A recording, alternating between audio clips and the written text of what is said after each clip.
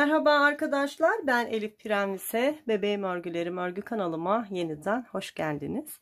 Bugün sizlerle birlikte görmüş olduğunuz bu çok güzel kız bebek hırkasının çalışmasını yapacağız. Hep beraber bu hırkayı öreceğiz arkadaşlar. Bayağı büyük bir çalışma oldu ama daha büyük ya da daha küçük çalışmak isteyen arkadaşlar tabii ki çalışabilirler. En kolay daha küçük örebilmenin yolu daha ince ip ve daha küçük numara şiş kullanmaktan geçer.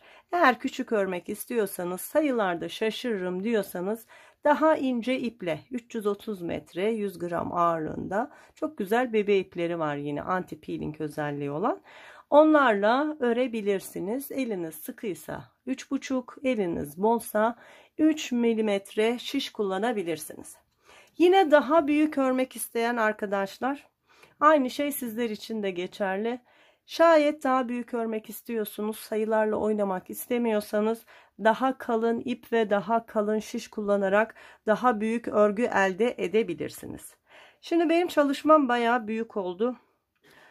Şöyle rahat 2 yaşın giyebileceği bir çalışma. Çocuğun gelişimine göre belki 3 yaş bile kullanılabilir. Videonun sonunda ölçülerin tamamını verdim.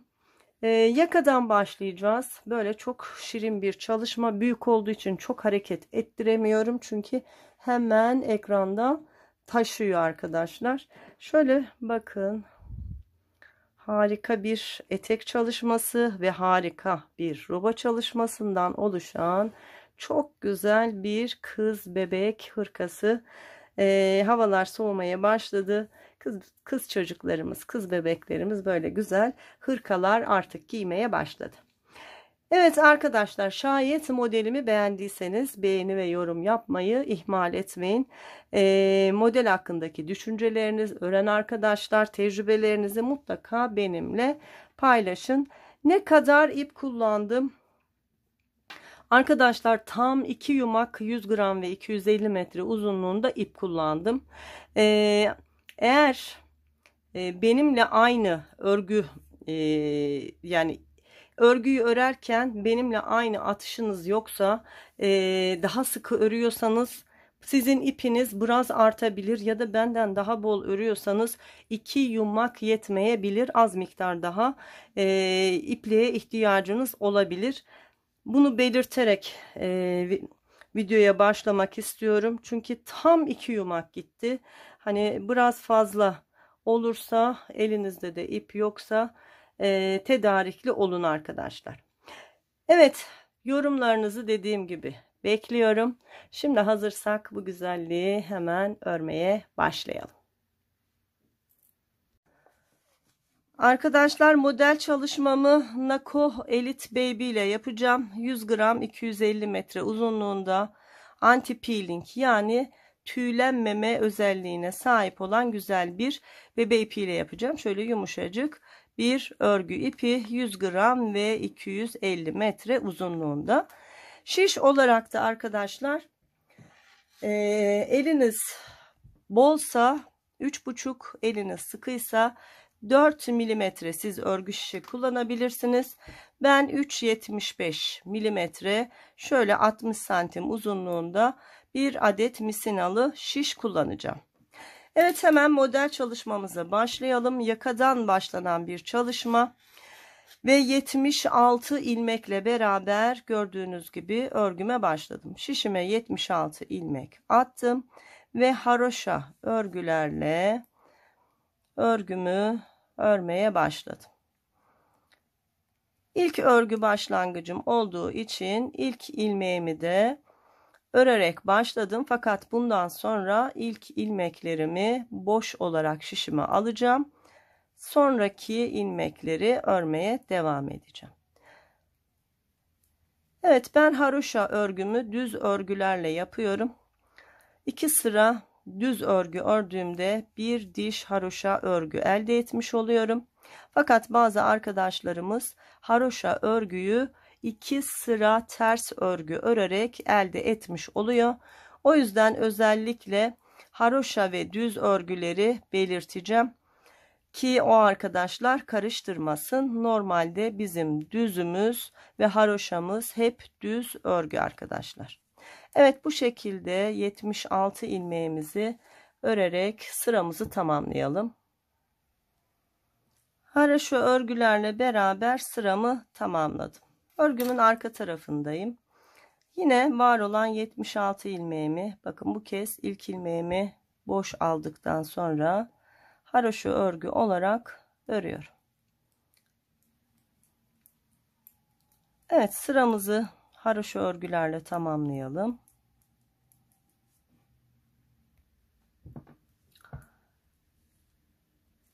Evet, haroşa örgülerle beraber sıramı tamamladım. Arkadaşlar, bunda şöyle sadece 2 diş olacak kadar bir yaka çalışmamız olacak. Daha fazla yaka örgüsüne gerek yok. Modelin özelliği böyle, o yüzden biz de orijinali gibi çalışacağız. Evet, şimdi 2 diş görünecek şekilde bakın. Haroşa örgümü ördüm. Artık modele geçeceğiz ve roba ayrımlarını yapacağız. Şimdi 76 ilmeğimizi ön bedenler, kollar ve arka beden olarak ayıracağım. Ayraçlarımla beraber ayırırken sizlere de göstereyim. Siz de birebir aynısını yapın. Şimdi 76 ilmeğimizin 15 ilmeğini ön bedene bırakıyorum. 2, 4, 6, 8, 10, 12, 14, 15. 16. ilmeğim benim roba ayrım ilmeğim. Buna ayracımı taktım. Devam ediyorum. Sıra kolumda. Kolum içinde 10 ilmek ayırıyorum. Bakın, ayracımı taktığım ilmekten sonra 2, 4, 6, 8, 10 ilmek ayırdım.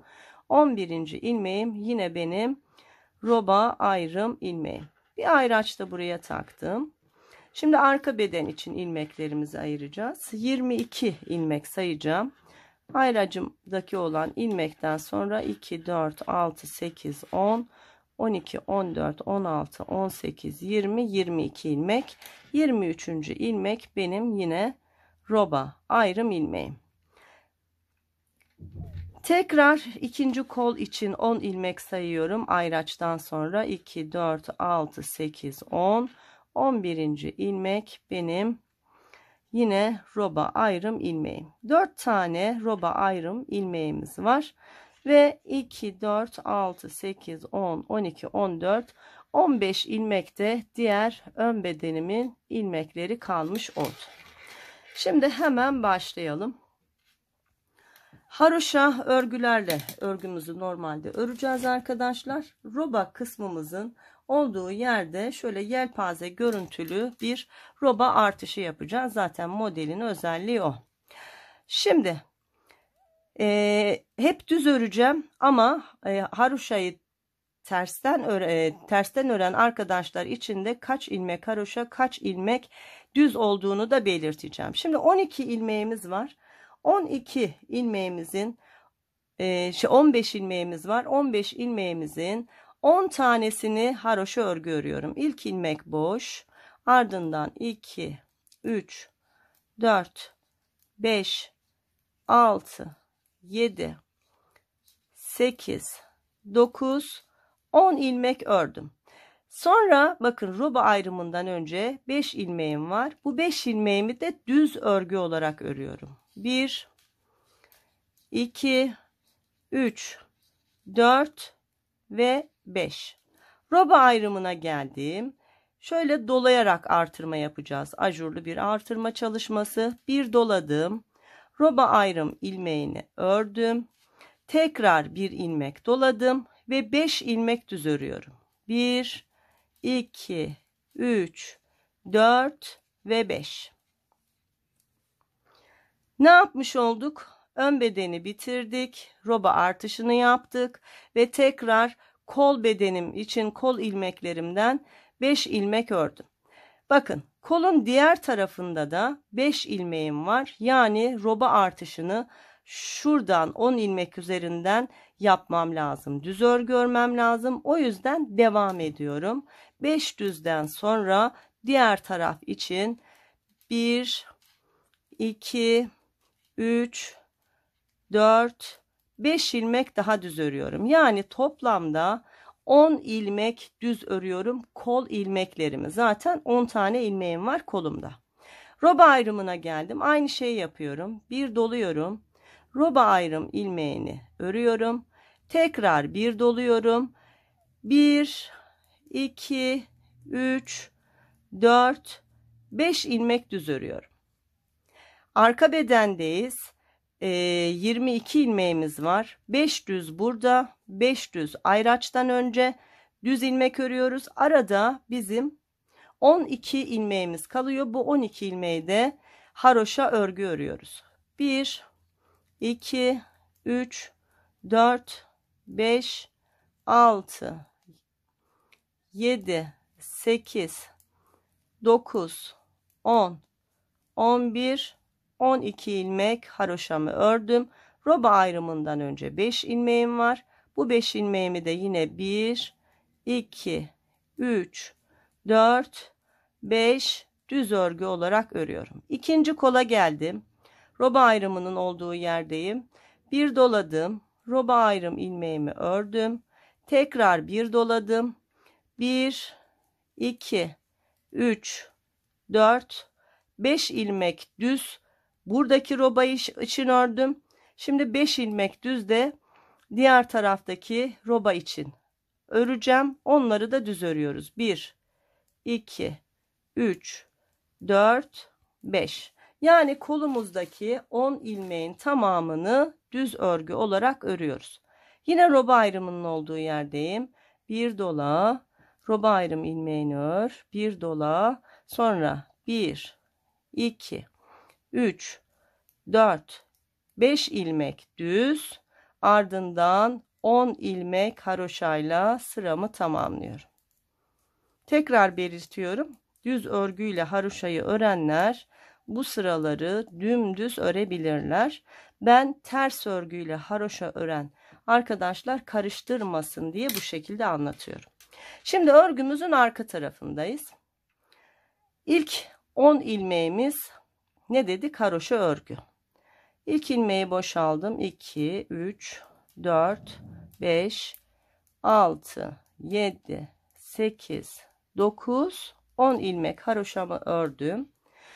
İpi kendime aldım. Şimdi roba ayrımından önce düz ördüğüm ilmekler vardı. Bunlar arka sırada ters oluyor. 5 ilmeği ters örüyorum. 1, 2, 3, 4 ve 5. Bakın doladığım ilmek, bunu da ters örüyorum. Roba ayrımındaki ilmeğim, bunu da ters örüyorum. Yine doladığım ilmeği ters örüyorum. Ve 1, 2, 3, 4, 5, 6, 7, 8, 9, 10 ilmekten oluşan kol ilmeklerim önde düzdü. Arkada 10'unu da ters olarak ördüm. Yine bakın artış ilmeğim, doladığım ilmeğim ters. Roba ayrım ilmeğim ters. Yine artış ilmeğimi ters ördüm. Arka bedendeyim. 5 ilmeğimi 1, 2, 3, 4, 5 ters olarak ördüm. Sonra 12 tane haroşamız vardı. 12 ilmeğimi haroşa örüyorum. 1, 2, 3, 4, 5, 6, 7, 8, 9, 10, 11, 12. Evet, 12 ilmeği haroşa ördük. İpi kendime doğru aldım ve 5 ilmek önde düz olan ilmeklerim arkada ters oldu. Ters olarak örüyorum. Roba artış ilmeğim ters. Roba ayrım ilmeğim ters. Tekrar roba artış ilmeğimi ters ördükten sonra kol ilmeklerim vardı. Önde düz olan 10 ilmek. Arkada ters olarak örüyoruz. 1, 2, 3, 4, 5, 6, 7, 8, 9, 10. Kolumuzu ördük. Artış ilmeğim burada, doladığım ilmek ters.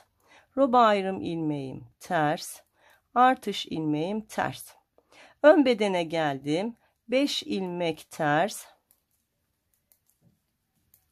Ve son 10 ilmeğimi haroşa örgü olarak ördüm ve sıramı tamamladım.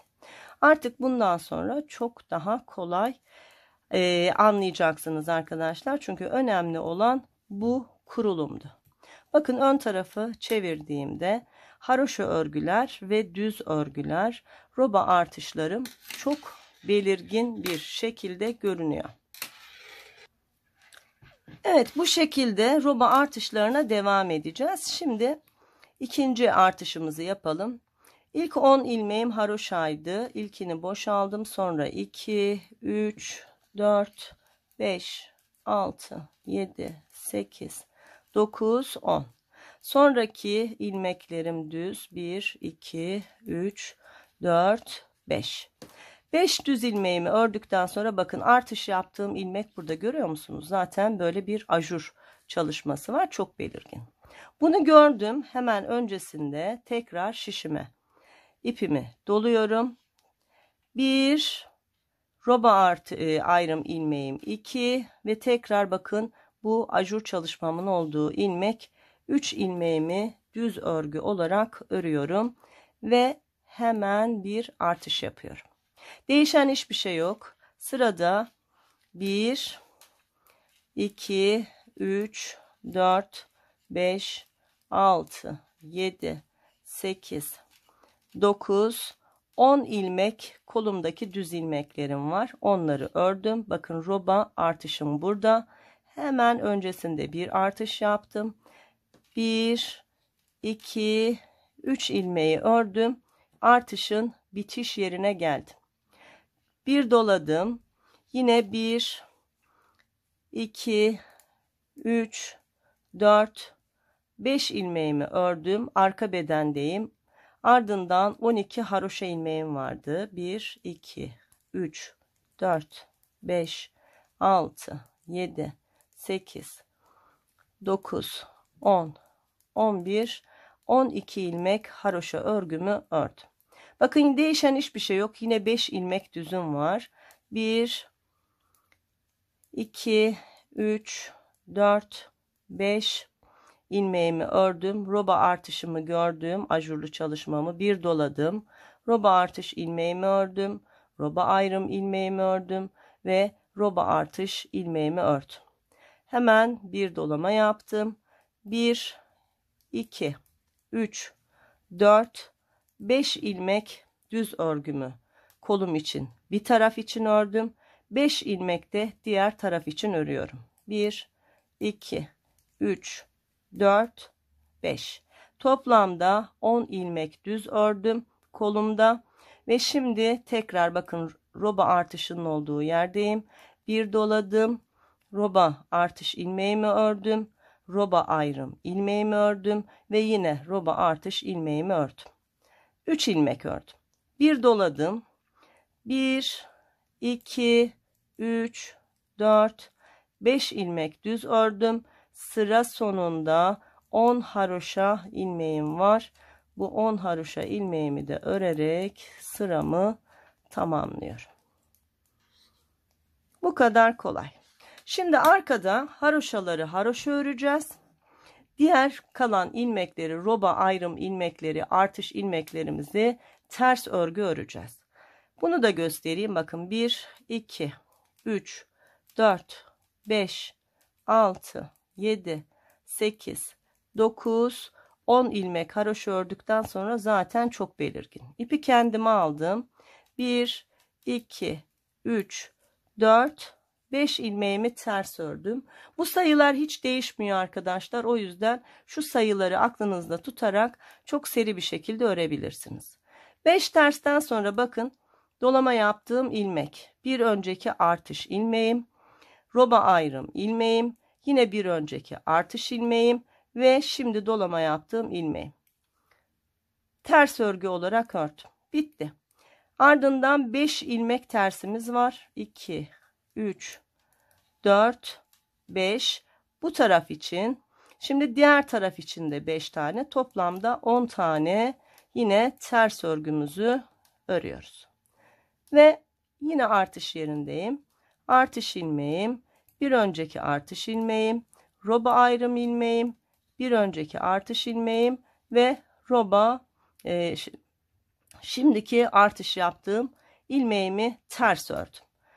Ardından 5 tane zaten ters ilmeğim var. Önlerde düz, arkalarda ters olan ve arka bedene geldim. Bakın 12 tane haroşa, sonra ters. Haroşaların olduğu yere kadar hep ters örgü örüyoruz. Böyle daha kolay anlayabilirsiniz. Evet, arka bedende 12 haroşamız vardı. 3, 4, 5, 6, 7, 8, 9, 10, 11 ve 12 ilmek haroşamı ördüm. Zaten ters örgüler çok belli. İpi kendime aldım. 1, 2, 3, 4, 5 ilmek ters ördükten sonra artış ilmeğim, bir önceki artış ilmeğim, roba ayrım ilmeğim, bir önceki artış ilmeğim ve şimdiki artış ilmeğim. Ördüm, bitti. Ardından 1, 2, 3, 4, 5, 6, 7, 8, 9, 10 ilmek ters ördüm. 5'i bir taraf için, 5'i diğer taraf için. Ve yine artış yaptığım ilmek, bir önceki artış ilmeğim, roba ayrım ilmeğim, bir önceki artış ilmeğim, şimdiki artış ilmeğim. Bunları da yine ters örgülerle ördükten sonra 1, 2, 3, 4, 5 ilmek ters ve 10 ilmek haroşayla sıramı tamamlıyorum.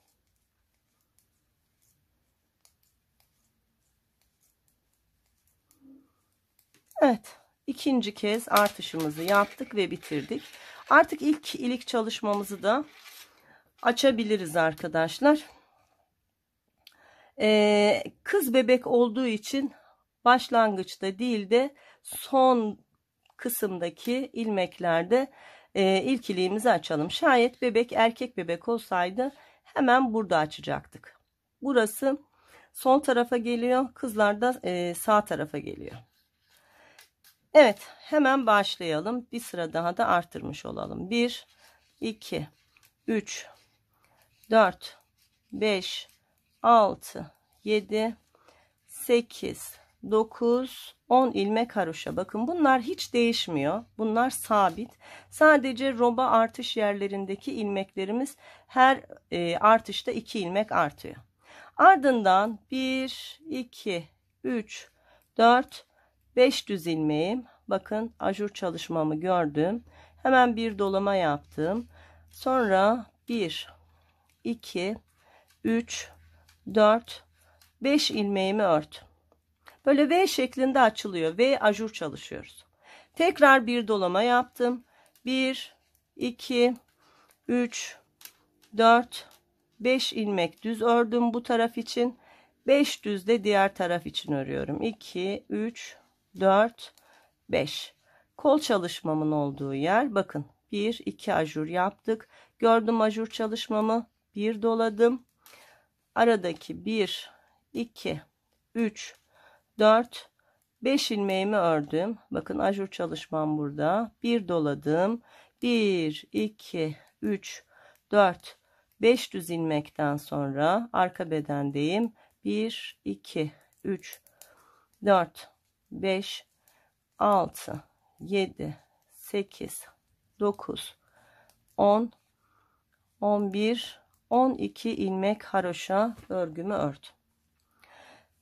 Devam ediyoruz. 5 düz ilmeğimiz var. 1, 2, 3, 4, 5. Ajurumu gördüm. Bir doladım. 1, 2, 3, 4, 5 ilmek ördüm. Ajur sıramdayım. Bir doladım. 1, 2, 3, 4, 5, 6, 7, 8, 9, 10 ilmek düzümü ördüm. Tekrar bir doladım. 1, 2, 3, 4, 5 ilmeğimi ördüm. Tekrar doladım. 1, 2, 3, 4, 5 ilmek düzümü ördüm. Ve 10 ilmeğim kaldı. Şimdi burada arkadaşlar bir ilik çalışması yapacağız. Haroşa örgüme geçtim. 1, 2, 3, 4, 5 ilmek ördüm. bir doladım. Sıradaki 2 ilmeği birlikte ördüm. Ardından 1, 2, 3 ilmeğim kaldı. Bu 3 ilmeği de haroşa örgü olarak ördüm. Sıramı tamamladım ve iliğimi çalışmış oldum. Şimdi örgümüzün arka tarafında yine 10 ilmek haroşamız var. 1, 2, 3, 4, bakın 5 ilik çalışma, 6, 7, 8, 9, 10 ilmek haroşamı ördüm. İpi kendime aldım. 1, 2, 3, 4, 5, 6, 7, 8, 9, 10, 11, 12, 13, 14, 15, 16, 17, 18, 19, 20, devam ediyoruz. 21, 22, 23, 24, 25, 26, 27, 28, 29, 30, 31, 32, 33, 34 ilmek ters ördüm. Bakın arkadaşlar, şurada haroşa çalışmamı bitirdikten sonra ters örgülerle arka bedenin ortasındaki 12 ilmeğe kadar ters geldim. Şimdi 12 ilmeği haroşa örgü ördükten sonra yine ters ilmeklerle beraber sıra sonundaki 10 ilmek haroşama kadar ilmeklerimi öreceğim. Evet, bir sayalım. Şimdi 2, 4, 6, 8, 10, 11, 12 ilmek haroşamı ördüm. Ardından hep ters ilmeklerle beraber son 10 ilmeğim haroşa örgüme kadar var olan ilmekleri, şu artış yaptığım ilmeklerde dahil, ters örgü olarak örüyorum. Evet, bu şekilde ters ilmekleri, sonra sıra sonundaki 10 ilmek haroşayı örüp sıramızı tamamlayalım. Evet, sıramızı tamamladık. Şimdi arkadaşlar toplamda 1, 2, 3 ajur çalışması ve 3 artırma yaptık. Şimdi 4. ajur çalışmasının başlangıcını göstereceğim.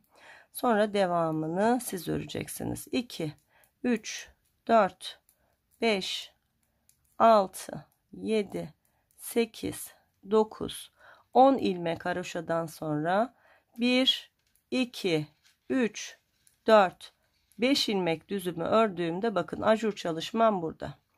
İpimi şişime doladım. Sonra aradaki 1, 2, 3, 4, 5, 6, 7 ilmeğimi ördüm. Şişime ipimi doladım.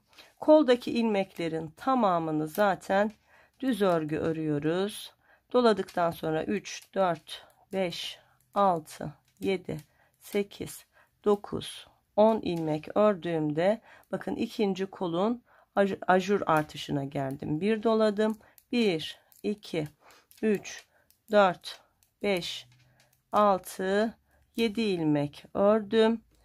Yine ajur kısmının olduğu yerdeyim. Bir doladım. 1, 2, 3, 4, 5 ilmek ördüğümde ve arka bedenin haroşalı kısmına geldim. Şimdi bunları haroşa, sonra diğer kol ve ön bedenin olduğu artışlarda da yine başta yaptığımız çalışmanın aynısını yapalım.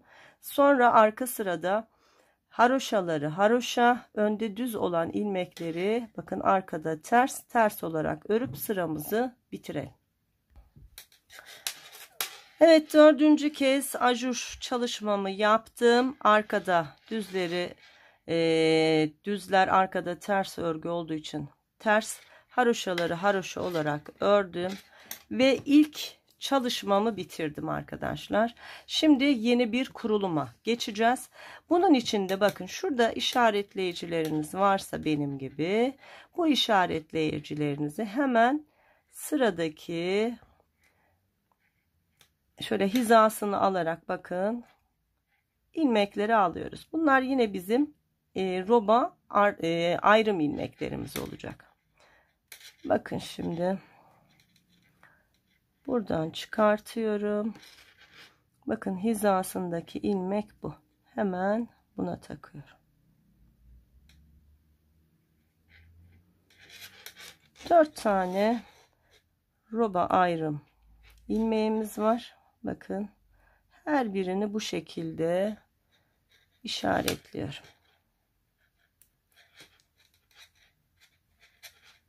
Bakın. Evet, işaretlemelerimi yaptım. Bunu niye yaptım? Çünkü şu çalışmayı tekrar buradan başlatacağım. O yüzden bunları buraya aldım ki çok daha kolay anlayabilirsiniz. Evet, şimdi başlıyoruz. Yine değişen bir şey yok. Arkadaşlar, bu kez ne yapacağız biliyor musunuz? Şu ilmeğe gelene kadar haroşa ve düz örgü öreceğiz. Yine değişmeyecek. Ne yapmıştık? Bakın şu ilmeğin hemen yanında bir artış yapmıştık ve öncesinde 5 düz ilmeğimiz vardı. Bakın o ilmek artık burada. Bunun öncesinde 2, 4, 5 düz ilmeğimiz var. Onun öncesinde yaptığımız artırmalardan kaynaklı bakın 2, 4 tane düz ilmeğimiz var ya. Bunlar artık haroşa örgü olacak. Hemen başlayalım. Yapınca daha kolay anlayacaksınız. 10 tane zaten bizim haroşa ilmeğimiz vardı. Bunu bir örelim. 1, 2, 3, 4, 5, 6, 7, 8, 9, 10. Şimdi şu artış yapmış olduğumuz 4 ilmeği de bundan sonra haroşa öreceğiz. 1, 2, 3, 4. Hatta buralara da birer ayraç koyayım daha iyi anlayın. Evet arkadaşlar bakın özellikle kırmızı ayraçlar seçtim ki karışmasınlar. Şimdi ne yaptık? 2, 4, 6, 8, 10 haroşadan sonra 4 ilmeği daha haroşa öreceğiz dedik. Buraya hemen şöyle ayracımı taktım. Sonrasında 5 ilmeğimi düz öreceğim. 1, 2, 3, 4, 5. 5 ilmek düz ördüğümde bakın roba ayrım ilmeğinin oradayım. Hemen bir doladım. Bu ilmeği ördüm. Tekrar bir kez doladım. 1, 2, 3, 4, 5 düz ilmek ördüm. Hemen buraya bir ayraç takıyorum. Bundan sonrası çünkü haroşa örgü olacak. Ta ki bakın şuradan 2, 4, 5 ilmek olana kadar 2, 4, 6, 8 ilmeği artık haroşaya çeviriyoruz. 1, 2, 3, 4, 5, 6, 7, 8. Bakın 2, 4, 5 ilmeğim kaldı. Hemen ayracımı taktım ve düz örgülerle 1, 2, 3, 4, 5 ilmeğimi ördüğümde roba ayrım ilmeğinin oraya gelmiş oluyorum. Bir dola, roba ayrım ilmeğini ör, tekrar bir dola, 1, 2, 3, 4, 5 düz ilmek ördüm. Hemen ayracımı taktım. Çünkü bundan sonra bakın 2, 4, 5 ilmek kalana kadar yani şuraya kadar haroşa öreceğiz. Ne yapıyor? 2, 4, 6, 8, 10, 12, 14, 16, 18 tam 20 ilmek haroşa örgü öreceğiz. Örelim. 1, 2, 3, 4, 5, 6, 7, 8, 9, 10, 11, 12, 13, 14, 15, 16, 17, 18, 19, 20 ilmek haroşa ördüğümde bakın roba ayrımından önce 5 ilmeğim kaldı. Hemen ayracımı takıyorum. Şimdi düz örgülerle 1, 2, 3, 4, 5 ilmeğimi ördüm. Bir doladım. Roba ayrım ilmeğimi ördüm. Tekrar bir doladım. 1, 2, 3, 4, 5 ilmek düzümü ördüm. Tekrar ayracımı takıyorum. Ve haroşa örgüye geçiyorum. 1, 2, 3, 4, 5, 6, 7, 8, 4, 5, 8 ilmek ördükten sonra tekrar ayracımı takıyorum ve düz örgülerle 1, 2, 3, 4, 5 ilmek düz örüyorum. Son ayrım yerindeyim arkadaşlar. Bir dola, ayrım ilmeğimi ördüm. Bir kez daha doladım. 1, 2, 3, 4, 5 ilmek düzümü ördüm. Son işaretleyicimi takıyorum ve haroşa örgüye başlıyorum. 1, 2, 3, 4 ilmek haroşa, 10 da burada var. 5, 6, 7, 8, 9, 10, 11, 12, 13, 14 ilmek haroşayla sıramı tamamlıyorum. Şu arkanın başlangıcını göstereyim arkadaşlar. Sonrasında yeniden şurada yapmış olduğumuz çalışmaya başladık ya. Yine bir dörtlü yapacağız. O dörtlü bittikten sonra yine orta ilmeğimizi bulacağız. Sağından ve solundan 5 düz ilmek olacak yerlere yine bu ayraçları yerleştirerek bu kez 3. V ajur çalışmamızı yapacağız. Ta ki istediğimiz roba uzunluğuna ulaşana kadar. Şimdi şu arkayı da bir göstereyim. Ondan sonra robalarımızı tamamlayalım. Kol ayrımıyla devam edelim. 14 ilmek bakın. Haroşa örgümü örüyorum. Yani ayracımın olduğu yere kadar haroşa örgümü ördüm. Ayracı gördüm. İpi kendime aldım.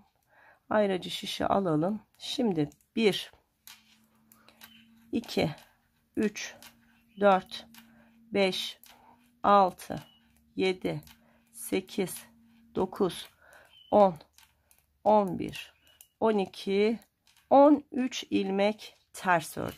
Bakın yeni roba çalışmamız. Gördünüz mü?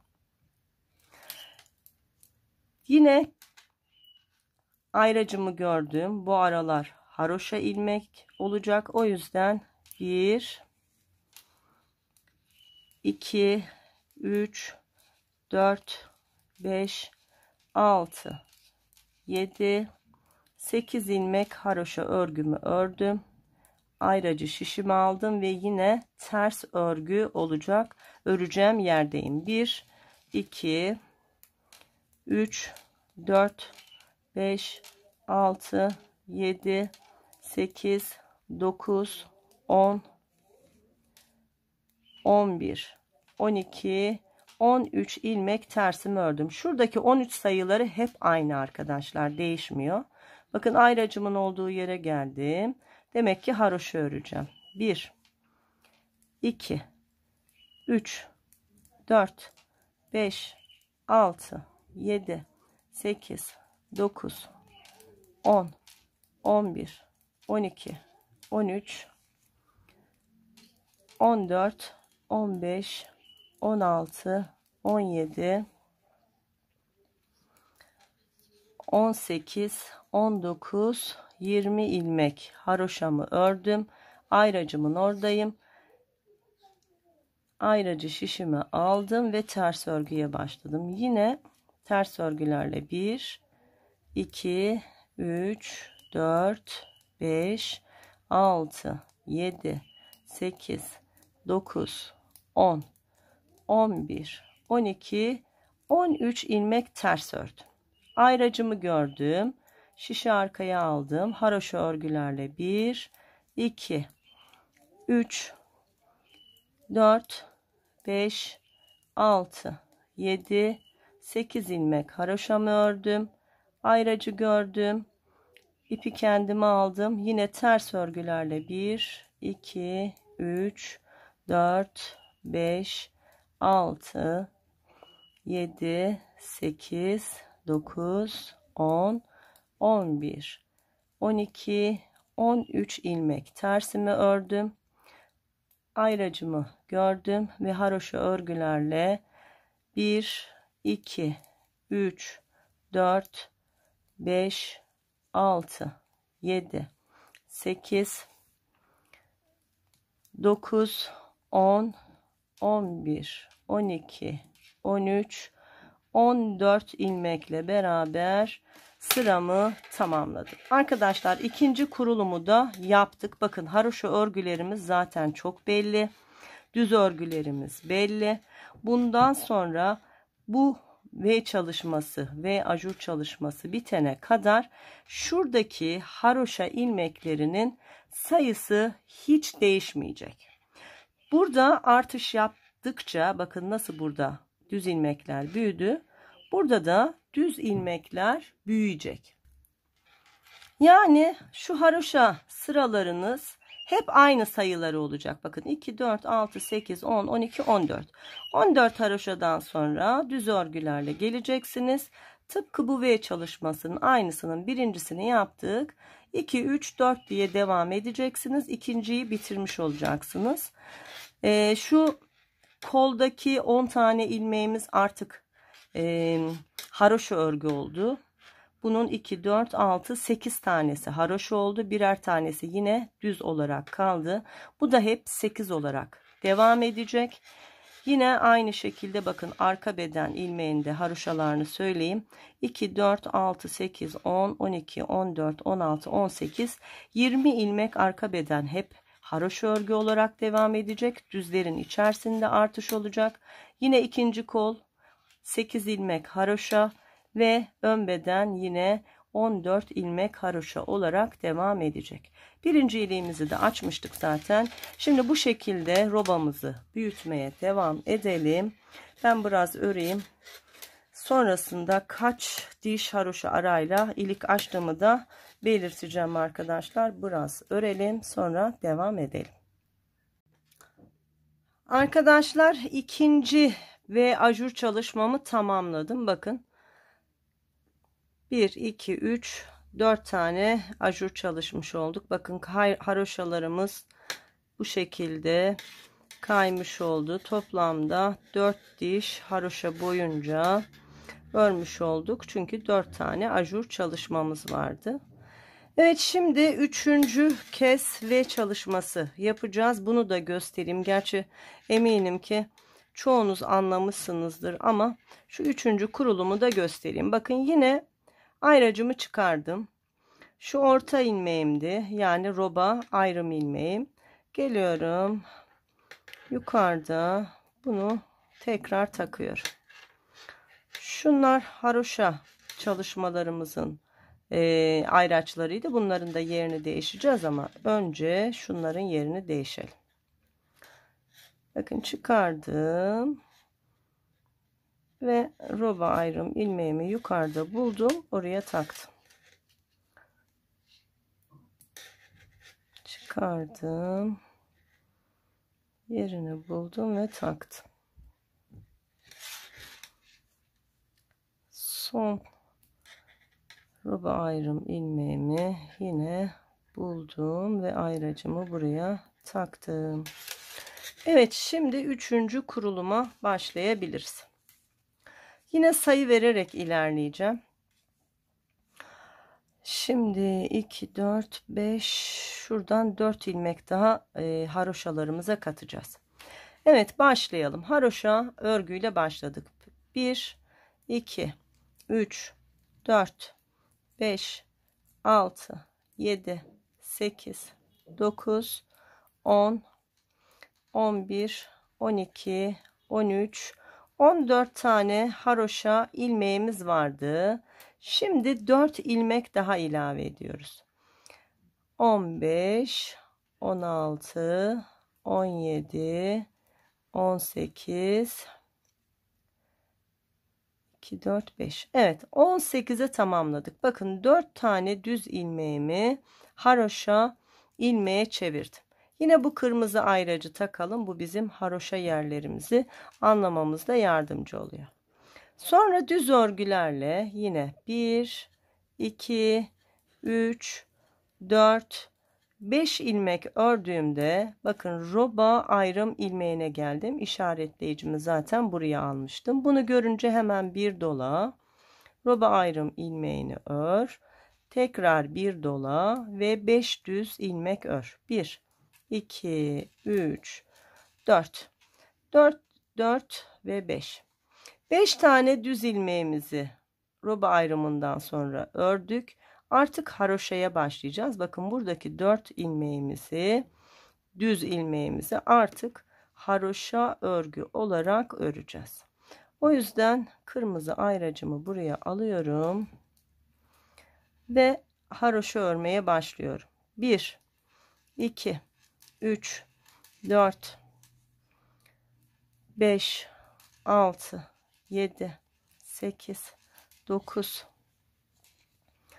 10, 11, 12. Şu ayracı çıkarıyorum, devam ediyorum. 4 tane daha öreceğim. 13, 14, 15, 16 ilmek ördüğümde bakın roba ayrım ilmeğinden 2, 4, 5 tane ilmek kaldı. Şimdi ayracı buraya takıp düz örgülerle 1, 2, 3, 4, 5 ilmek örüyorum. Roba ayrım ilmeğimi gördüm. Bir dola, roba ayrım ilmeğini ör.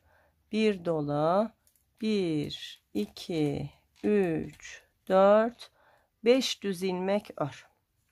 Şimdi şu 4 ilmeği yine haroşa ilmeğimize ilave edeceğiz. O yüzden ayracımı buradan çıkartıyorum.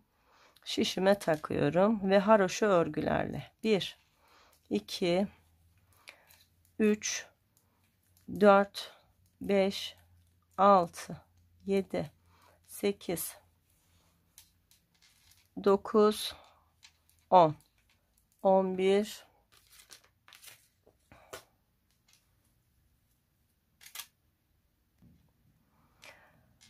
12, 13, 14, 15, 16, 17, 18, 19, 20, 21, 22, 23, 24 haroşa ördüm. 4 tane daha ilave edeceğim. 25, 26, 27 ve 28 ilmek haroşa arka bedeni ördüm.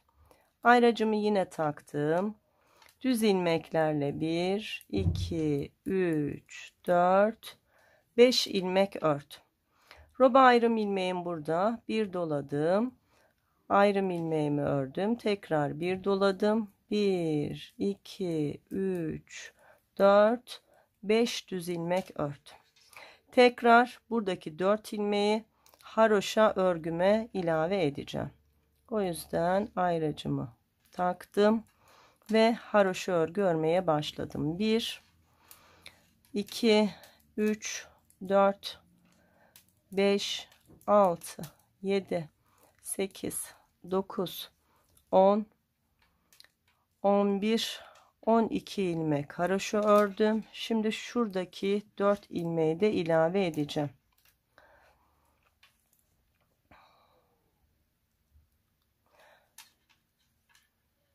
On üç, 14, 15, 16 ilmek haroşa kolumda oldu.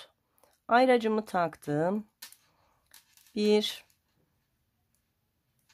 2, 3, 4, 5 düz ilmek ördüm. Bakın roba ayrım ilmeği burada. Bir doladım. Roba ayrım ilmeğimi ördüm. Tekrar bir doladım. 1, 2, 3, 4, 5 düz ilmek ördüm. Bitti. Şimdi buradaki 4 ilmeği yine haroşa ilmeklerimize dahil edeceğiz. Ayracımı taktım ve haroşa örgülerle 1, 2, 3, 4, 5, 6, 7, 8, 9, 10, 11, 12, 13, 14, 15, 16, 17, 18 ilmek haroşayla beraber sıramı tamamladım.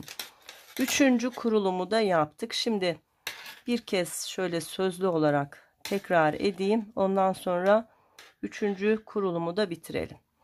Şimdi arkadaşlar, haroşaları söylüyorum. Ön bedende 2, 4, 6, 8, 10, 12, 14, 16, 18 ilmek ön bedende hep haroşalar devam edecek. Böyle 4 diş olana kadar. Ajur çalışmasını yaptığımız ilmek sayımız 2, 4, 6, 8, 10, 12, 13. Bu hiç değişmiyor. Burada da 13'tü. Bizim sadece haroşalarımız değişiyor. Kolumuzda haroşa öreceğimiz ilmek sayımız 2, 4, 6, 8, 10, 12, 14, 16. Yine 4 diş haroşa boyunca bu 16 ilmeği hep haroşa öreceğiz. Tekrar arada bakın. Hiç değişmiyor sayılar. 2, 4, 6, 7, 8, 9, 10, 11, 12, 13 ilmek. Ajur çalışmamın olduğu ilmekler. Arka bedene geldik. Arka bedende 2, 4, 6, 8, 10, 12, 14, 16, 18, 20, 22, 24, 26, 28 ilmek haroşa ilmeklerimiz olacak. Ve tekrar 13 ilmek roba ayrımları ve kol ve ön bedenle bitireceğiz. Onların sayısı aynı. O yüzden bir daha tekrarlamıyorum. Evet arkadaşlar, yine 4 tane ajur boyunca şurada artırmalarımızı yapalım. Sonra 4. kurulumla devam edelim. Arkadaşlar, dörtlü V çalışmamı tamamladıktan sonra yine aynı şeyi yaptım. Şimdi size sayılarını söyleyeceğim. Yine işaretleyicimi roba ayrım ilmeğinin olduğu yere aldım. Bakın 4 tane ilmeğimi yine haroşaya verdim. Haroşa örgü oldu. Toplamda kaç tane oldu hemen söyleyeyim. 2, 4, 6, 8, 10, 12, 14, 16, 18, 20, 22. Bir daha sayayım yanlış olmasın. 2, 4, 6, 8, 10, 12, 14, 16, 18, 20, 22.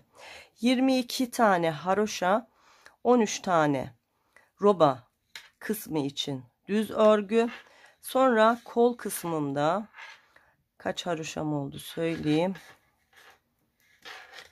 2, 4, 6, 8, 10, 12, 14, 16, 18, 20, 22, 23 tane de burada oldu. Bunu da bir daha kontrol edeyim. Şu 4'ten sonra 2, 4, 6, 8, 10, 12, 14, 16, 18, 20, 24 tane arkadaşlar kolda. Arka bedende de 2, 4, 6, 8, 10, 12, 14, 16, 18, 20, 22, 24, 26, 28, 30, 32, 34, tam 36 ilmekte arka bedende haroşa örgüm oldu. Yine ajur çalışmamı tamamladım. Sonra bakın 4.'nün sayılarını verdim size. Ardından 5. kez V çalışmalı ajurumun kurulumunu yaptım. Yine işaretleyicimi koydum. Ve son ajur çalışmam oldu. Burada da sayım 2, 4, 6, 8, 10, 12, 14, 16, 18, 20, 22, 24, 26 haroşa oldu. Şöyle hesaplayabilirsiniz. Her bir V çalışmasından sonra 4'er ilmek ilave ettik ön bedenlere. Kola da sağda ve solda 4 eklediğimiz için her bir V ajur çalışmamız bittikten sonra 8 ilmek haroşa kısımlarımız artarak ilerledi.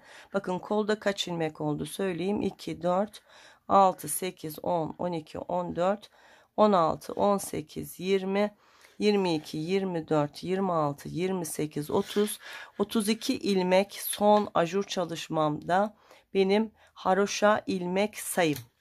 Bir de arkayı söyleyeyim son olarak.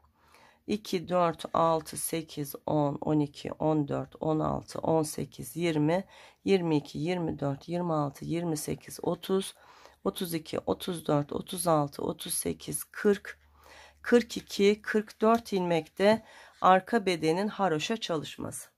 Biz ne yapmış olduk? 5 dilim olarak, bakın 1, 2, 3, 4, 5 dilim olarak ajur çalışmalarımızı tamamladık. Her bir ajurda 4 tane artırmamız var.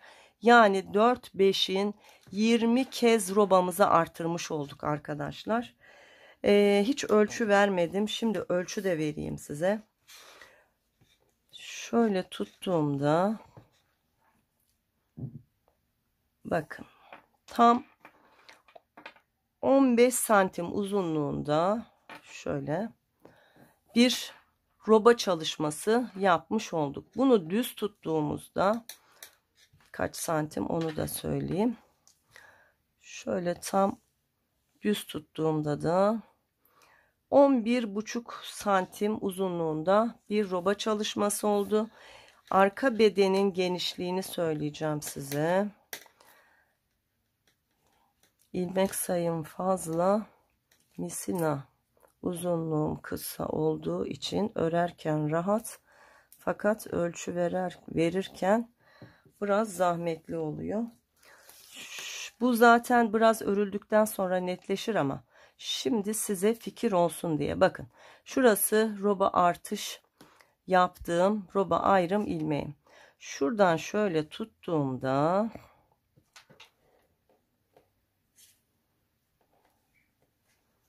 30 santim, hatta 32 santim civarında olacak muhtemelen şişten çıkardığımda bir genişliğimiz oldu. Bu kol altından kol altına olan genişliğimiz.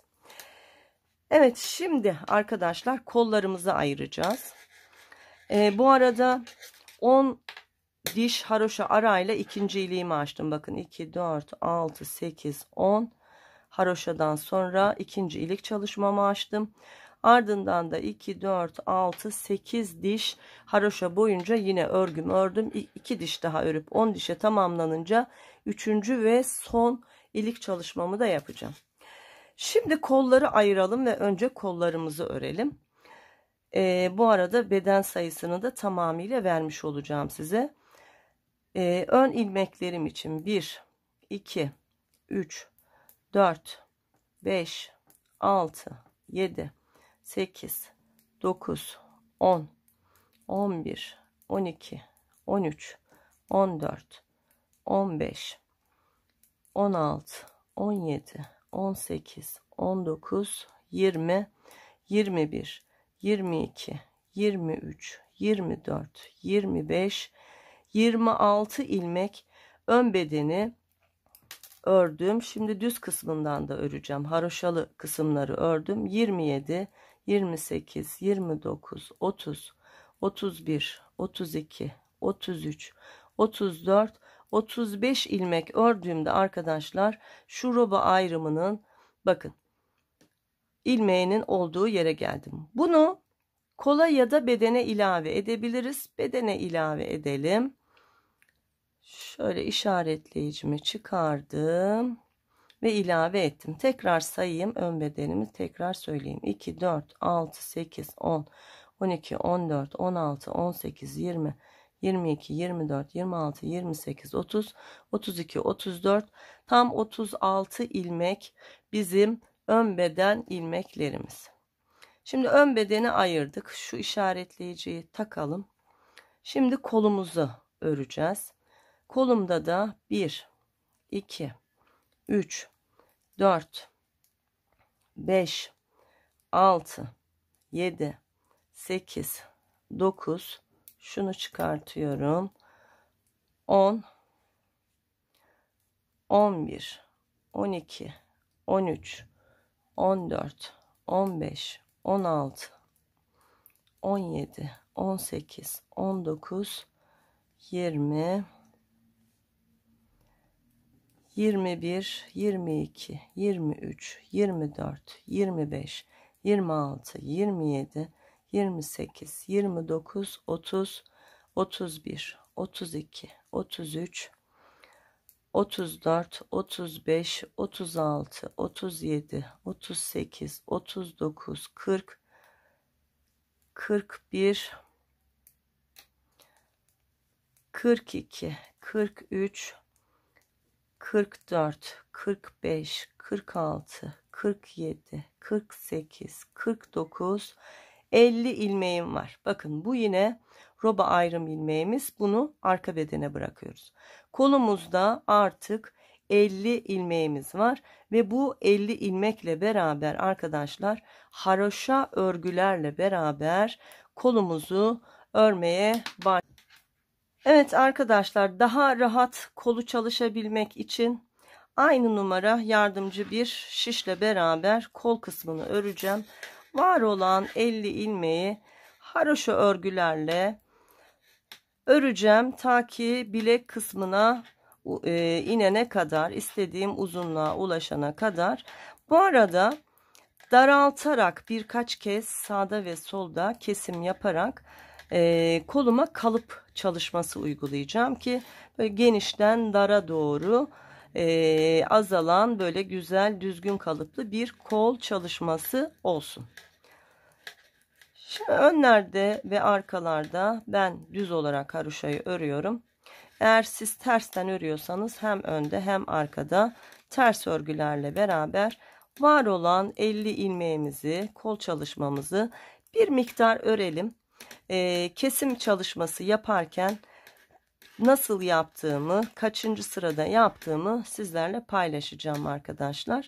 Şimdi yapmamız gereken sadece var olan 50 ilmeği haroşa örgü olarak bir miktar örmekte. Bak, sadece 50 ilmekle kol çalışmamı örüyorum. Bak. Evet, bir miktar örelim, sonra birlikte devam edelim.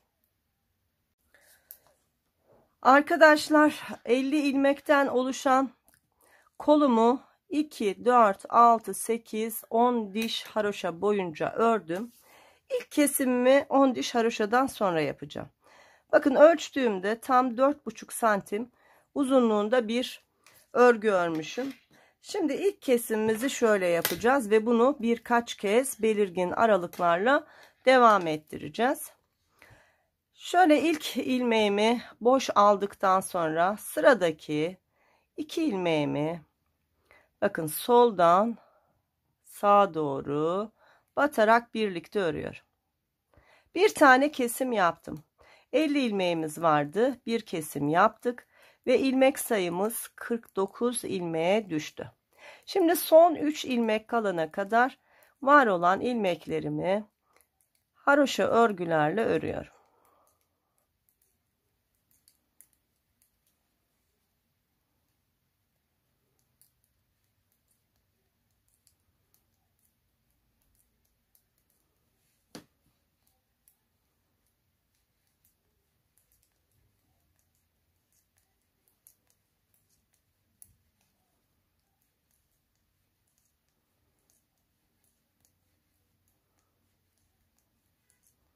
Evet, son 3 ilmeğim kalana kadar haroşa örgülerle ilmeklerimi ördüm. Bakın son 3 ilmeğim var.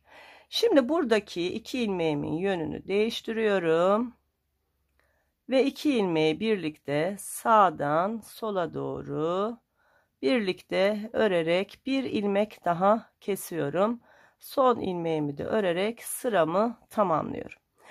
Ben şimdi arkadaşlar 2 tane kesme yapmış oldum ve şişimde artık 48 ilmeğim var. Hatta şöyle yapalım. Şuradan bir tane ayraç çıkaralım. Hemen şuraya takalım. İlk kesim yaptığımız yere. Evet. Şimdi 48 ilmekle bir miktar öreceğim. Sonra aynı kesimi yine sağda ve solda uygulayacağım. Bunu birkaç kez yaparak koluma böyle genişten dara doğru bir kalıp çalışması uygulayacağım. Ben örerek birkaç kesim yapayım arkadaşlar. Şöyle işaretleyicilerde takayım.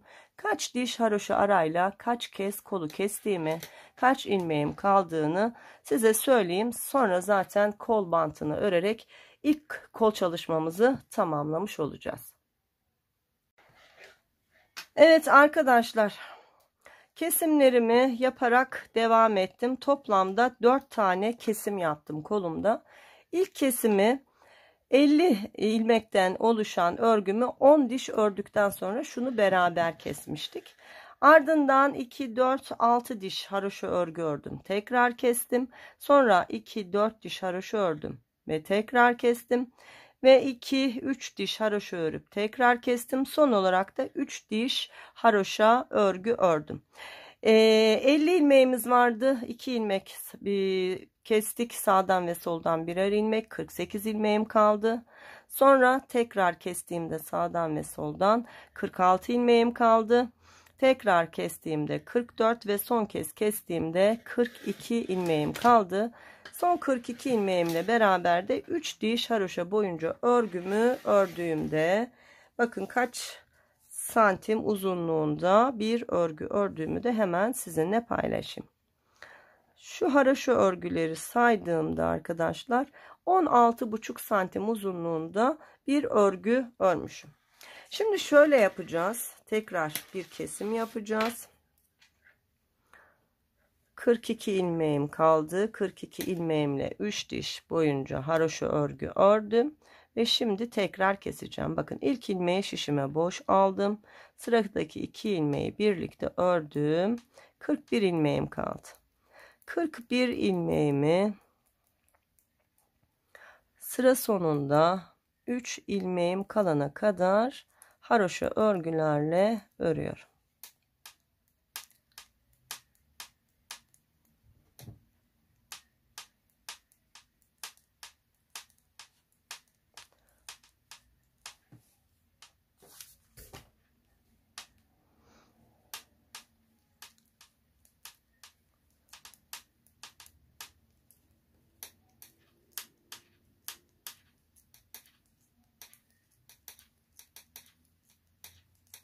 Bakın sıra sonunda 3 ilmeğim kaldı. Ne yapıyorduk?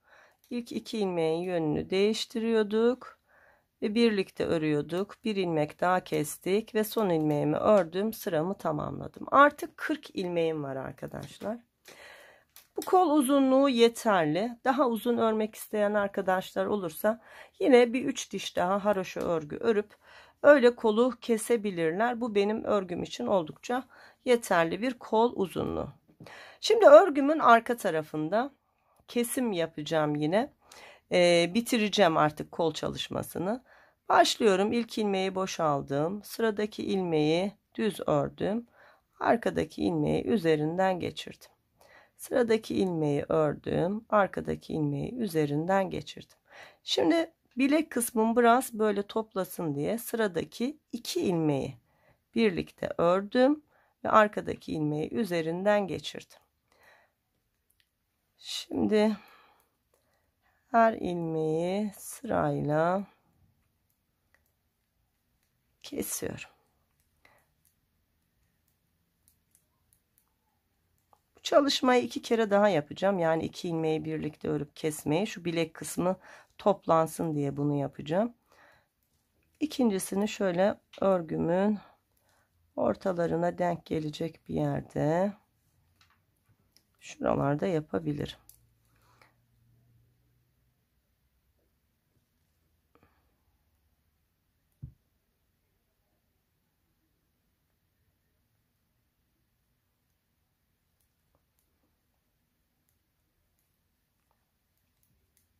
Evet, şimdi örgümüzün orta tarafı sayılır. Bakın sıradaki 2 ilmeği şöyle soldan sağa doğru ikisini birlikte örüyorum. Sonra arkadaki ilmeği üzerinden geçirerek çeviriyorum. 2 kez yaptık. Sıra sonuna doğru bunu bir kez daha yaparak artık kol çalışmamızı bitirebiliriz.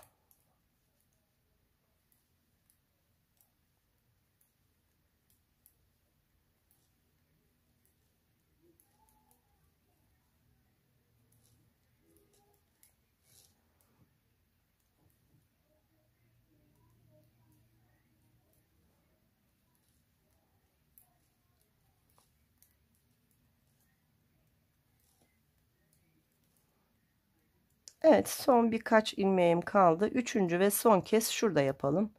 Bakın, soldan sağa doğru 2 ilmeği birlikte ördüm. Arkadaki ilmeği üzerinden geçirdim.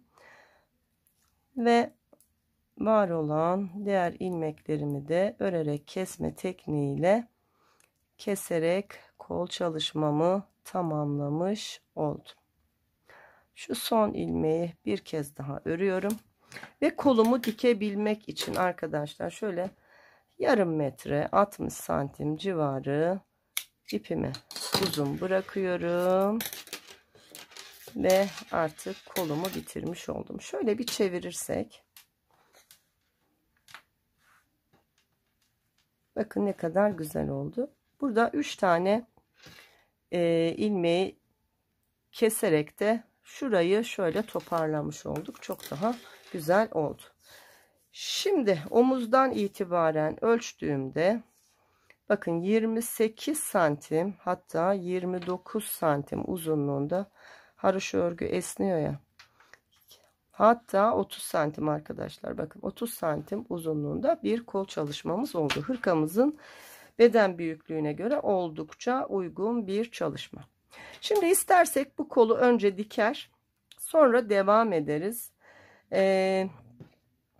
Ya da arka bedenden başlarız. Hırkamız bittikten sonra kol çalışmamızı dikebiliriz. Her ikisini de yapabiliriz.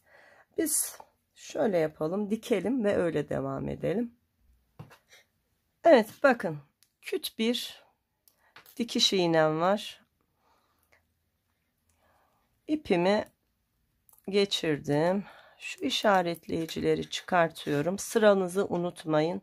İkinci kolu örerken önce 10, sonra 6, sonra 4, sonra 3 de kesim yapıyoruz. Sonra 3 diş haroşa boyunca örüp kesmeye başlıyoruz ve 3 tane kesim yapıyoruz. 1, 2, 3 tane keserek bitiriyoruz. Evet, şimdi bakın kolumun bitiş ipi burada. İğneme ipimi geçirdim. Geliyorum. Bakın buradaki ilk haroşa dişine giriyorum. Birleştiriyorum. Tekrar şurada ipimin bağlı olduğu yere giriyorum. Ardından birleştirmeyi yaptıktan sonra karşılıklı haroşa dişlerini hiza alarak kolumu birleştiriyorum.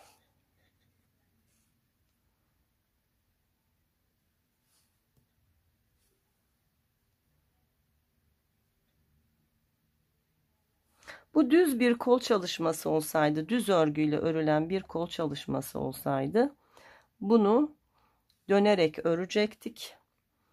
Hiç dikişimiz olmayacaktı. Fakat haroşa örgü olan örgülerde daha kolay olduğu için ve dikiş belli olmadığı için arkadaşlar bu şekilde çalışıyor.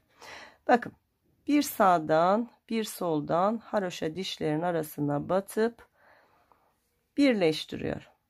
Bu şekilde şu başlangıç yerimize kadar birleştirelim.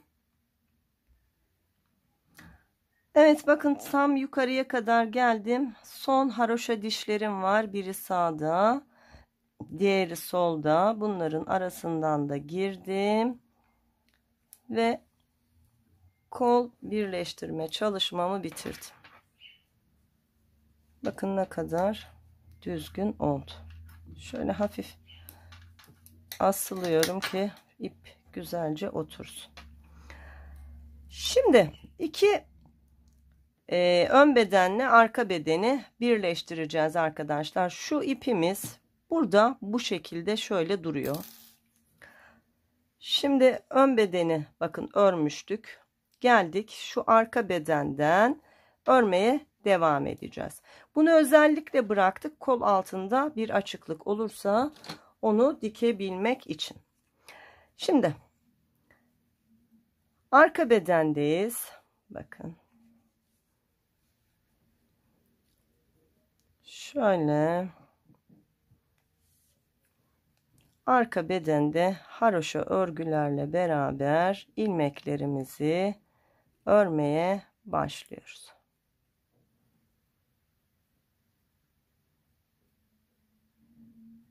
Evet. Arka beden ilmeklerinin tamamını haroşa örgüyle örelim.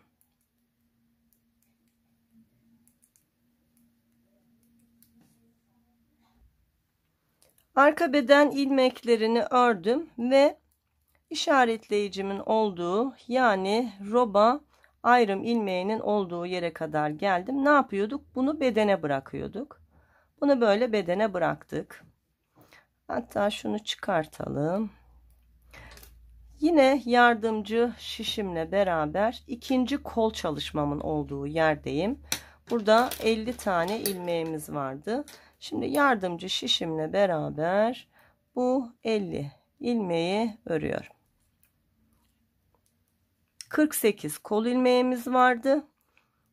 Pardon, 50 tane kol ilmeğimiz var. Roba ayrım ilmeklerinin birini ön bedene, diğerini arka bedene bıraktık. Şimdi burada arka bedene bıraktık. Diğer tarafta da ön bedene bırakacağız. Evet, 50 tane olan kol ilmeklerimi örüyorum.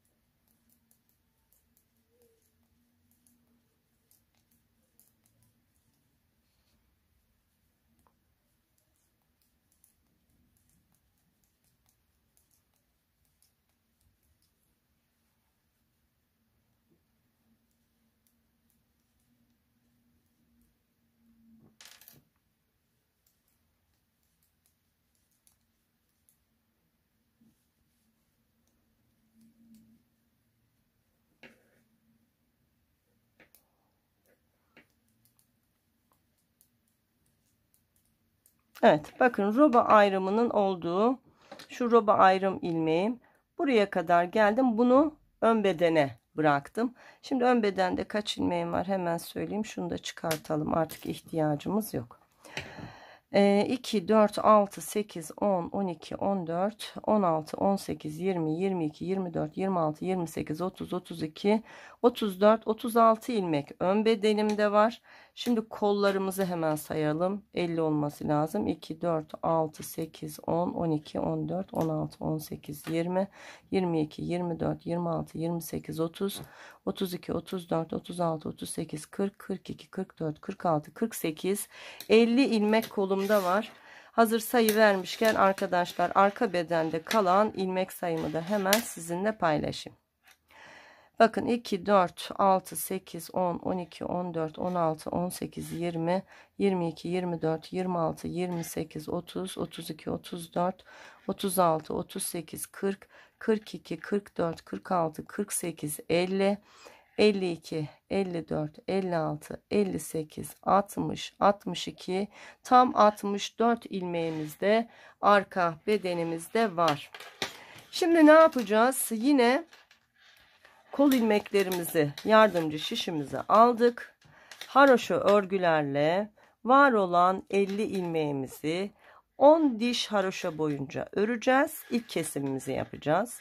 Ardından 6 diş haroşa öreceğiz. İkinci kesimimizi yapacağız. 4 diş öreceğiz. Üçüncü kesimimizi yapacağız. Ve 3 diş öreceğiz. Dördüncü kesimimizi yapacağız. Kalan ilmeklerimizle beraber 3 diş haroşa örgü öreceğiz ve örerek kesme tekniğiyle kolumuzu keseceğiz.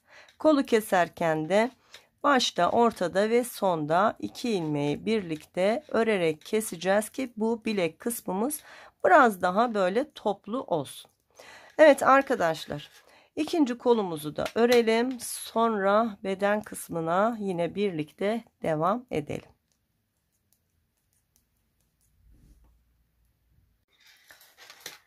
Evet arkadaşlar, ikinci kolu da aynı şekilde keserek ördüm ve tamamladım, bitirdim.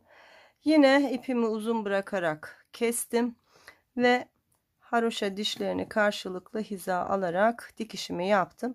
Yine burada kol altı çalışmasına devam edebilmek için ipimi iğnemden çıkardım ve örmeye devam edeceğim. Şimdi ne yaptık? Kolun birini ördük, arkayı ördük, kolun diğerini ördük ve sıra Diğer ön bedenimizde 2, 4, 6, 8, 10 diş haroşayla da artık buraya ilik açacağız. 2 diş haroşamız kalmış. Şimdi son olarak ön bedenimizi örerek sıramızı tamamlamış olacağız. Hemen başlayalım. Haroşa örgülerle beraber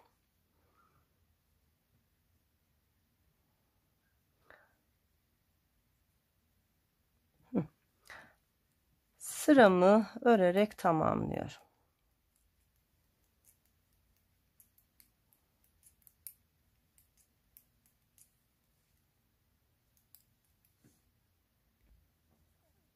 Evet, haroşa örgülerle beraber sıramı tamamladım. Şimdi örgümün arka tarafında yine haroşa örgülerle örgümüzü öreceğiz ve şu kol altlarını birleştireceğiz. Yine haroşa örgülerle ilmeklerimi örüyorum.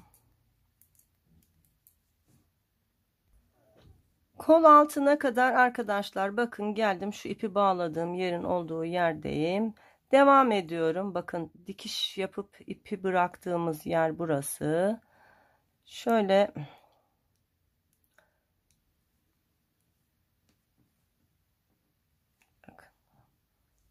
bir taraf bitti. Burası hafif ayrık kaldı. Bunun böyle olacağını zaten biliyorduk. Şu ipimizi sıkı tutarak haroşa örgülerle beraber arka bedeni örelim. Diğer kol altına kadar yine aynı şekilde gelelim.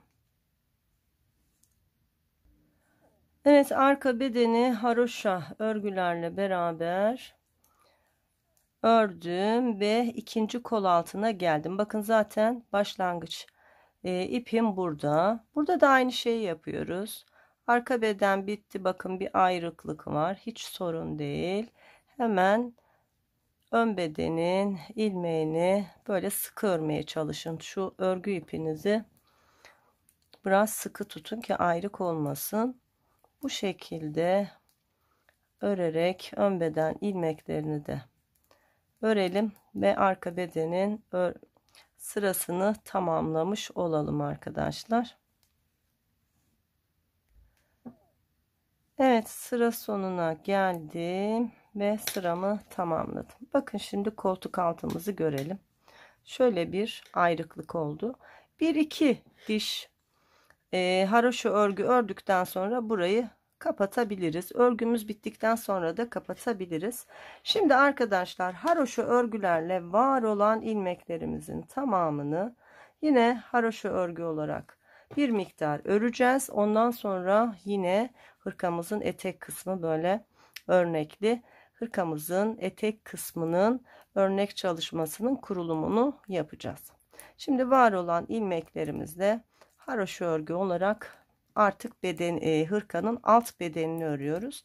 Alt bedenini biraz örüp geliyorum. Sonra beraber devam edelim.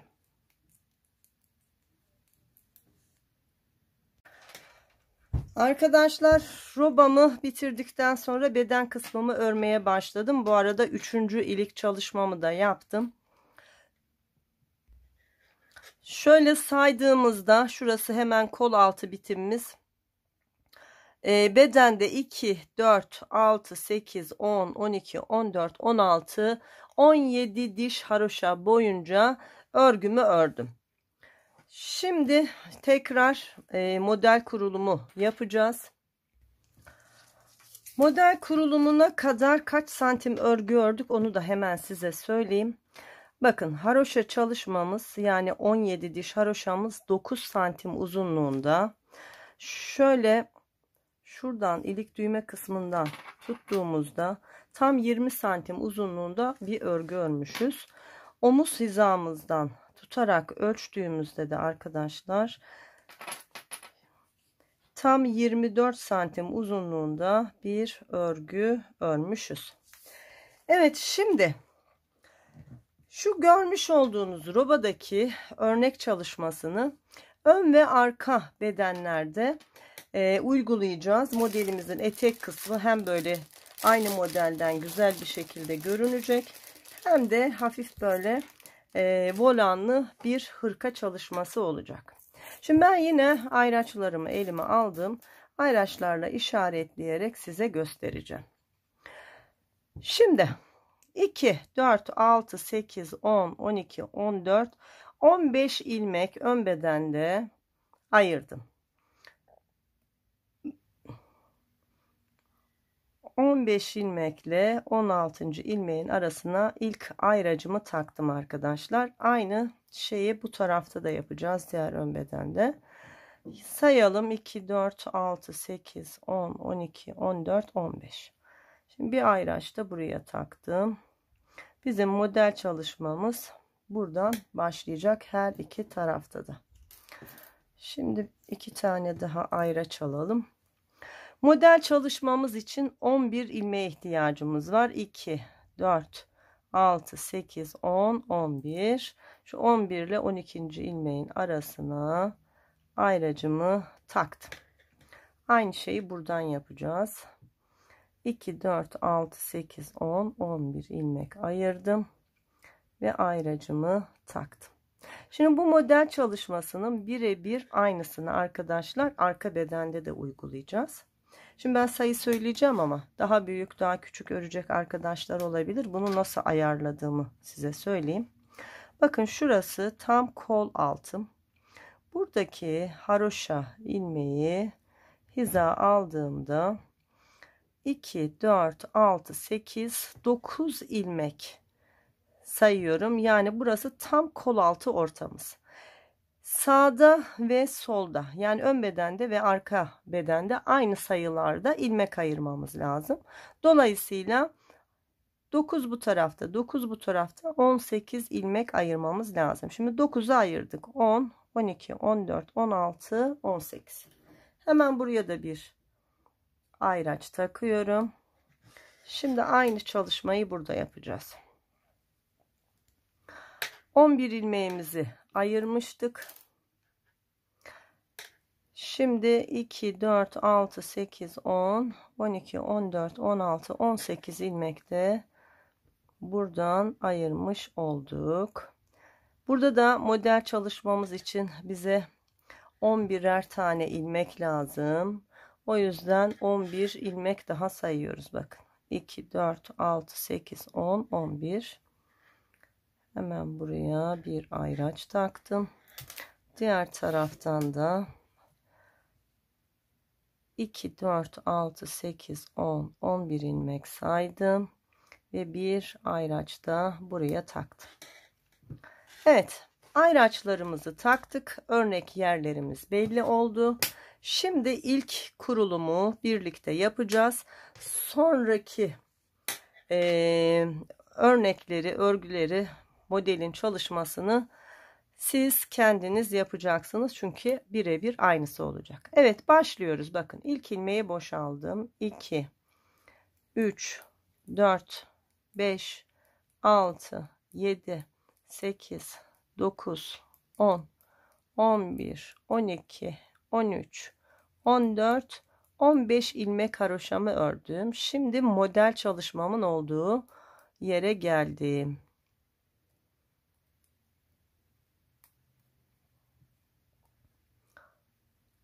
Şunu bir düzelteyim. İlmeğe takılmış. Evet, burada 11 ilmek ayırmıştık model çalışmamızı uygulamak için. Ne yapıyorduk? 5 ilmek düz örüyorduk. Bir ara ilmeğimiz oluyordu. Sağdan ve solundan artış yapıyorduk. Yine aynı şeyi yapacağız. Düz örgü olarak 1, 2, 3, 4, 5 ilmek ördüm. Şişime ipimi doladım. Şu ara ilmeğim, onu ördüm. Tekrar şişime ipimi doladım. 1, 2, 3, 4, 5 ilmek ördüm. Yine düz örgü olarak ve ilk kurulumu tamamladım. Şimdi iki örnek arasında 18 ilmek ayırmıştık. Bunu haroşa örgü olarak örüyoruz. 1, 2, 3, 4, 5, 6, 7, 8, 9, 10, 11, 12, 13, 14, 15, 16, 17 ve 18. 18 ilmek haroşamı ördüm. Şimdi ikinci kurulumu arka bedende yapacağız. Yine aynı şeyi yapıyoruz. 5 ilmek düz. 1, 2, 3, 4, 5 düz. Bir doladım, bir ördüm, bir doladım ve 1, 2, 3, 4, 5 ilmek düz ördüm. İkinci kurulumu bitirdim. Ayracımı aldım. Şimdi arka bedende haroşa ilmeklerim var. Bunları saymadık. Şimdi sayarak söyleyeyim. 1, 2, 3, 4, 5, 6, 7, 8, 9, 10, 11, 12, 13, 14, 15, 16, 17, 18, 19, 20, 21, 22, 23, 24, 25 ve 26 ilmek arka bedenimdeki haroşa ilmek sayım. Bunları ördük. Şimdi arka bedende 3. model kurulumunu yapacağız. Yine düz ilmeklerle 5 ilmek örüyorum. 1, 2, 3, 4, 5.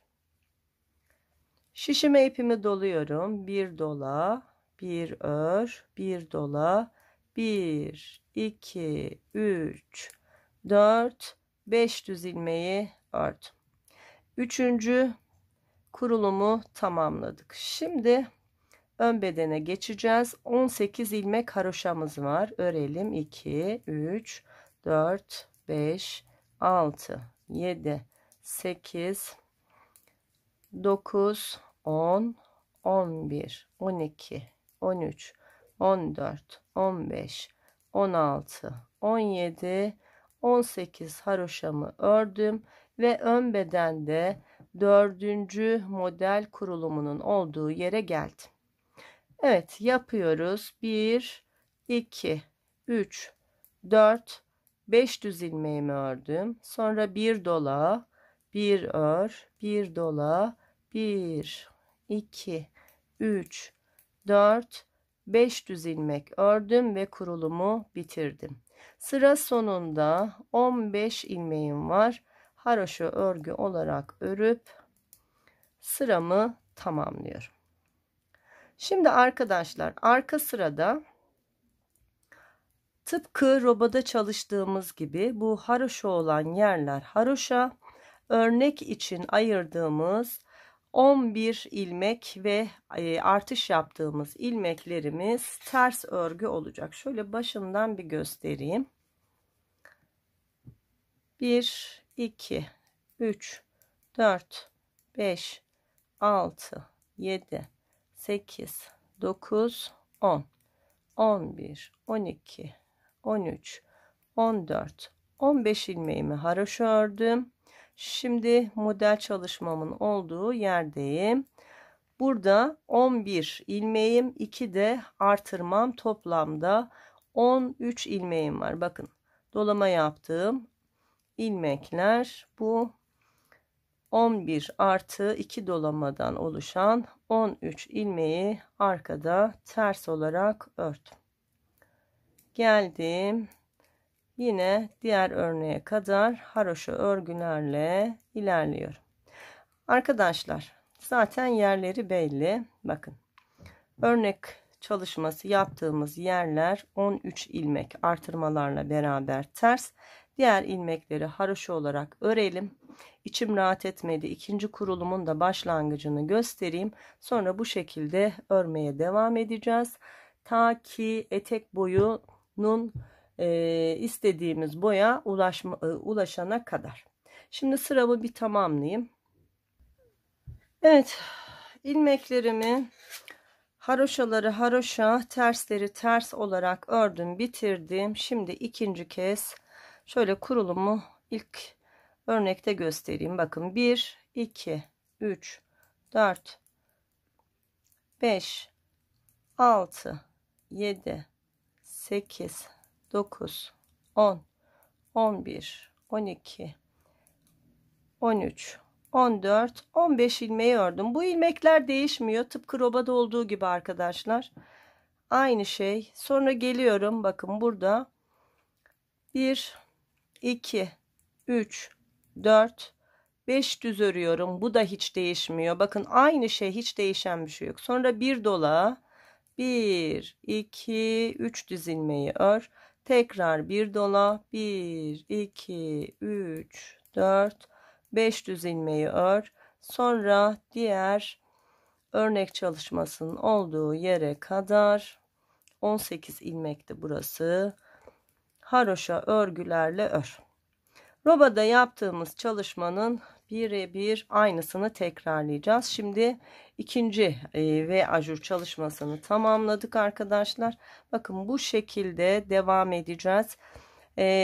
Dörtlü ajurumuz bitince yine şuradaki 4 ilmeği, düzlerdeki 4 ilmeği haroşa olarak öreceğiz ve yeniden bir V ajur çalışması yapacağız. Onu da 4'e tamamlayınca yine 4 ilmek düz ilmekleri haroşaya çevireceğiz. Üçüncüyü başlayacağız. Bu şekilde toplamda tam 4 kez ben çalışacağım. Örgünüzün büyüklüğüne göre arkadaşlar bunun sayısını artırıp azaltabilirsiniz.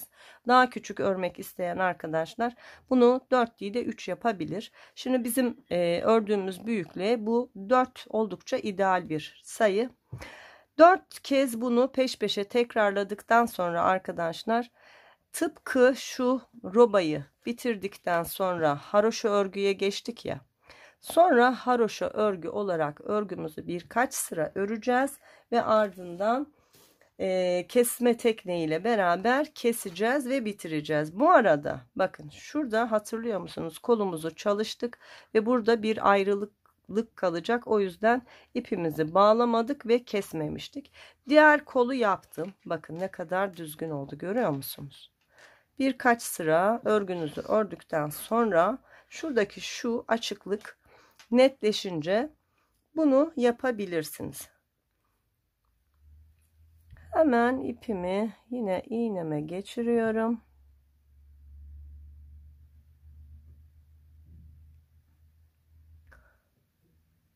Evet, iğnemi ipe geçirdim. İpi iğneme geçirdim.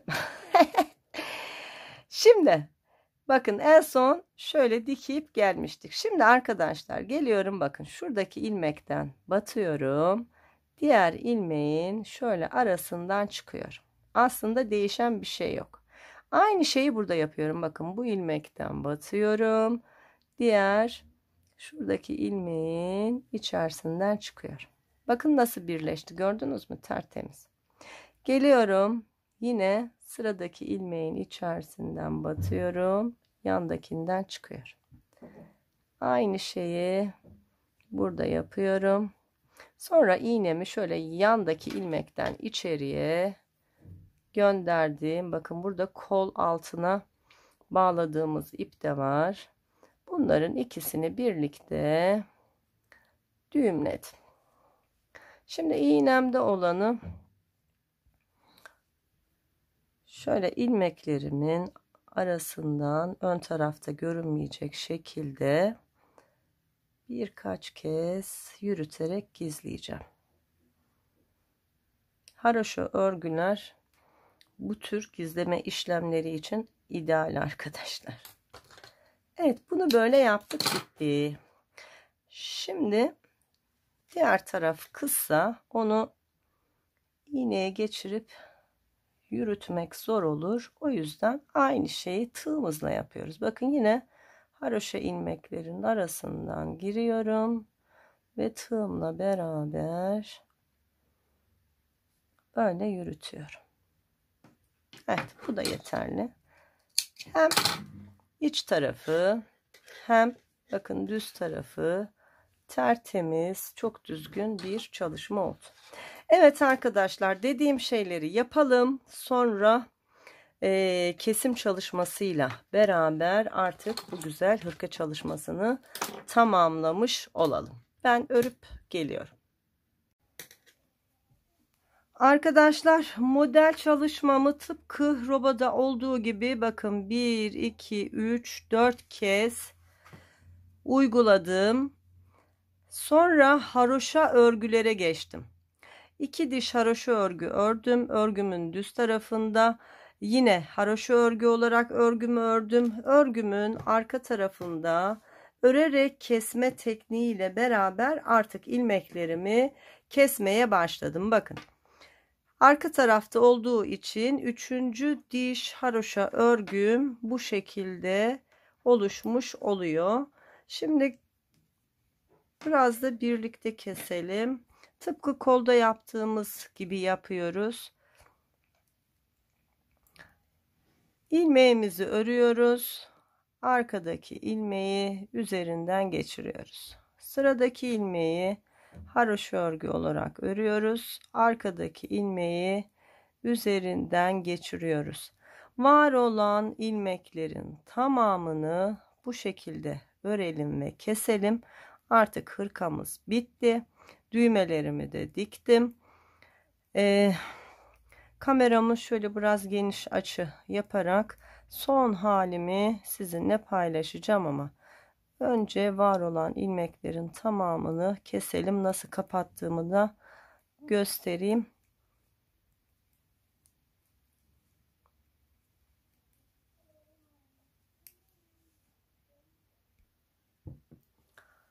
İlmeklerimin tamamını örerek kesme tekniğiyle kestim. Bu da son ilmeğim. Onu da kestim ve bir kez örüp şöyle ipimi biraz uzun bırakarak artık ipimi de kesmiş oldum. Hırkamız bitti. Şimdi şu ipimizi gizleyelim.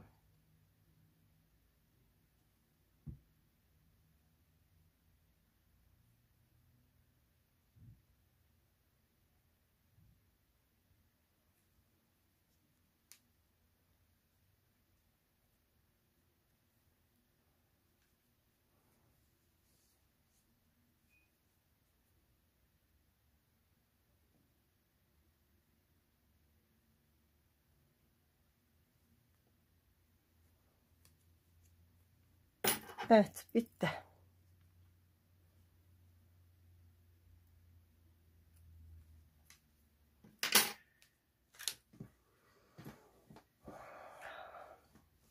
Arkadaşlar, ben düğme olarak şöyle beyaz ince düğme kullandım.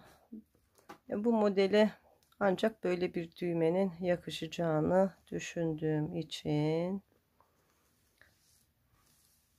biraz da büyükçe oldu hırkamız. Çok güzel oldu arkadaşlar. Çok güzel oldu.